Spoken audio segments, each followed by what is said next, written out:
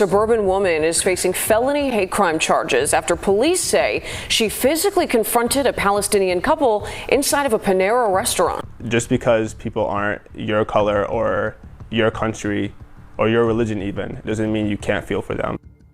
On Saturday afternoon, November 16, 2024, what should have been an ordinary lunch outing transformed into a traumatic hate crime incident that would capture national attention and spark important conversations about prejudice, bystander responsibility, and the safety of minority communities in America.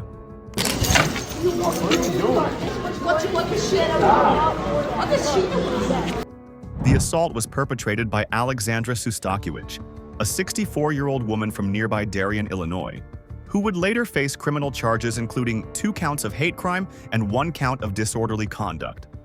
Wasim Zahran identified himself as a born and raised American citizen, a detail he emphasized repeatedly in subsequent interviews to underscore the fundamental injustice of what occurred. Went to my face and said, "Are you Palestinian?" Which I said yes, and then she said, "F you, F Palestine." The incident occurred in Panera Bread in Downers Grove. The original video went viral when police showed it to 64-year-old Alexandra Sustakiewicz when they pulled up in her driveway and arrested her. Here, just for sake of transparency, I have the video. This is on social media. This is on an app called Reddit. That's good. That's good. I'm not gonna do anything. I'm not a... In the moments before the argument started at this Panera Bread in Downers Grove, you can see Wasim Zahran and his wife walk up to the counter. He was wearing a sweatshirt that read Palestine on the back. Their paths cross with Alexandra Sustakiewicz, who's carrying a coffee in her hand. According to Zahran's account, the reaction was immediate and explosive.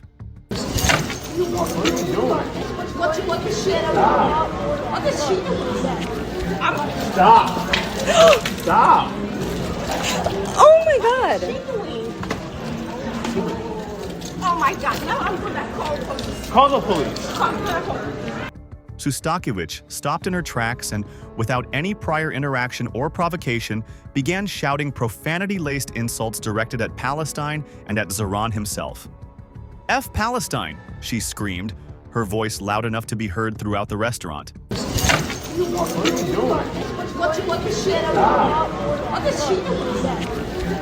Stop! Stop!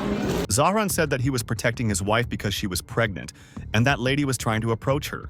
No, I Get away from my wife. What the hell is your problem?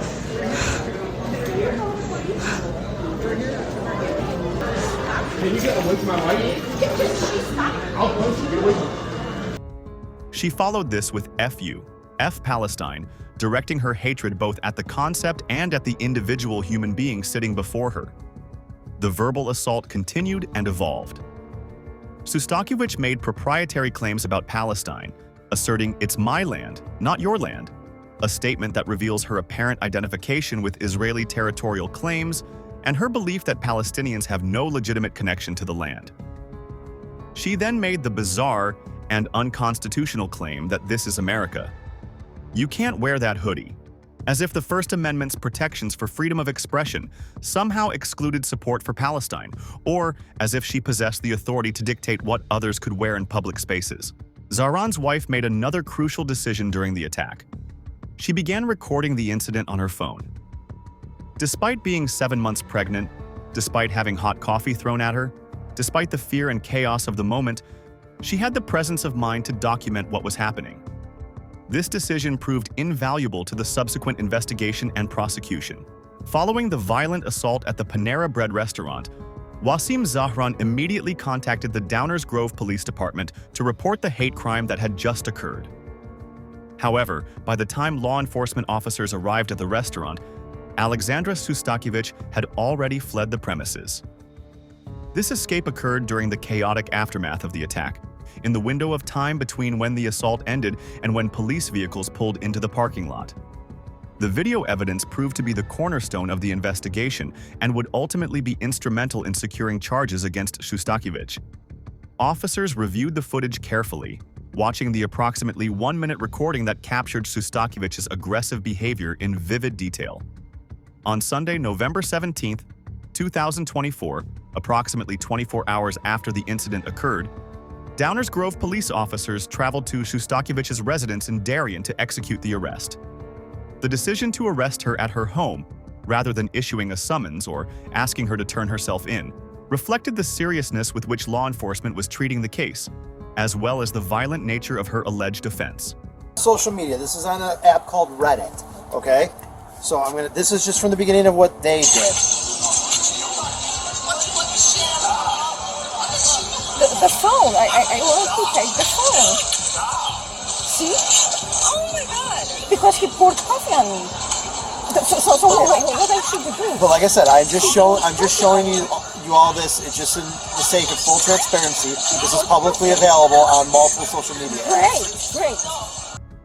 When officers arrived at the Darien residence and made contact with Shostakovich, they informed her that she was under arrest for the assault that had occurred the previous day at the Panera Bread restaurant.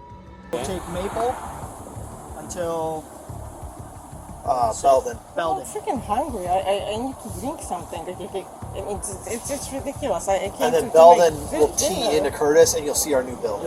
you'll see I the mean, police. guys, do you see Can she get ready? At least you guys can go inside the house. It's Yeah. not like you need to surround the house. Surround the house. We have Yeah, no it's intention okay. of like surrounding the house. That's why I said if there's anything that she needs to leave with you.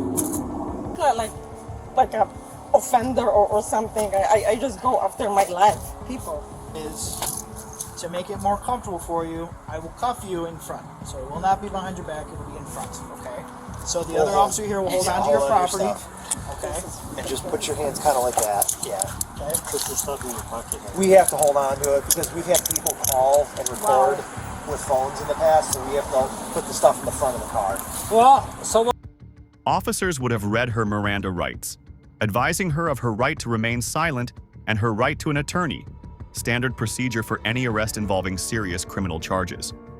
During the arrest process and subsequent questioning at the police station, investigators gave Shostakovich the opportunity to provide her account of what had transpired at the restaurant.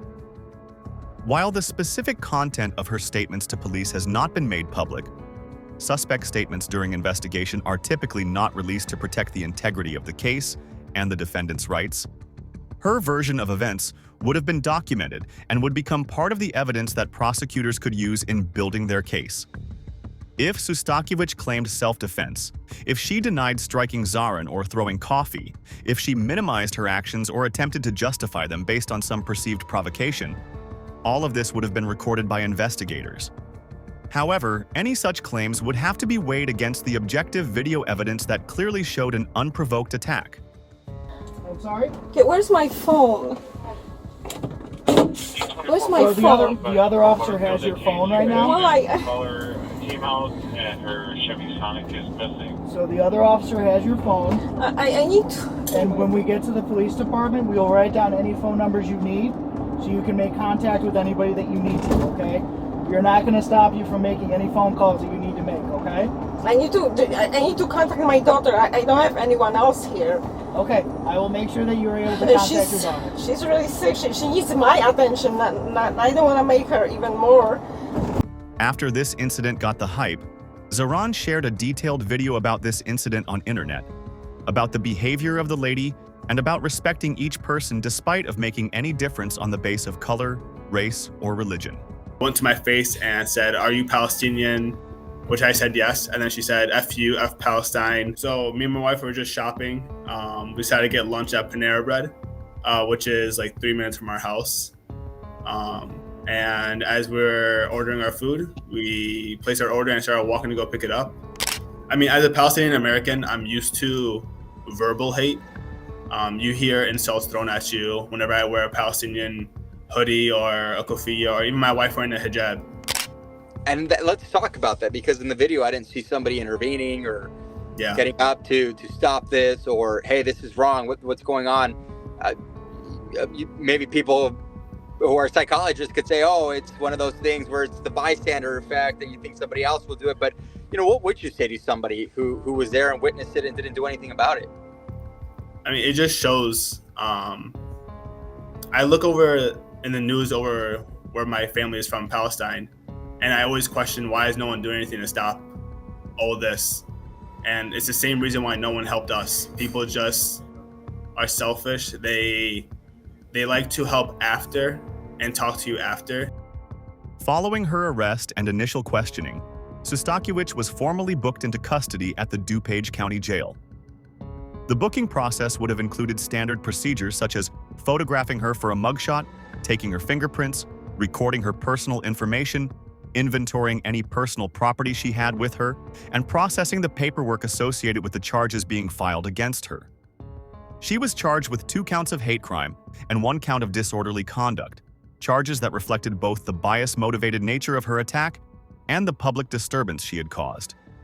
The dual hate crime charges corresponded to the 2 victims, Zoran and his pregnant wife, both of whom had been targeted by her violence.